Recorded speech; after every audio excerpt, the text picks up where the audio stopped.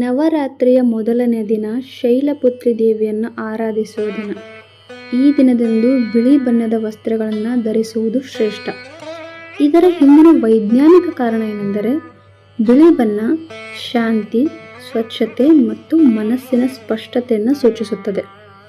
Colour ಸೈಕಾಲಜಿಯ ಪ್ರಕಾರ ಬಿಳಿ ಬಣ್ಣ ನರಮಂಡಲವನ್ನು ಶಾಂತಗೊಳಿಸುತ್ತದೆ, ಒತ್ತಡವನ್ನು ಕಡಿಮೆ ಮಾಡುತ್ತದೆ ಮತ್ತು ಹೊಸ ಆರಂಭಕ್ಕೆ ತಯಾರು ಮಾಡುತ್ತದೆ.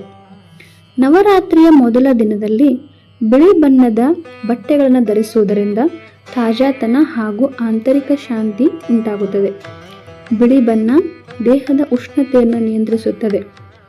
ಹವಾಮಾನ ಬದಲಾವಣೆಯ ಸಮಯದಲ್ಲಿ, ಅಂದರೆ ಮಳೆಗಾಲದಿಂದ ಚಳಿಗಾಲಕ್ಕೆ ಬದಲಾಗುವ ಸಮಯದಲ್ಲಿ ಇದು ಆರೋಗ್ಯಕ್ಕೆ ಅತ್ಯಂತ ಸಹಾಯಕರವಾದದ್ದು.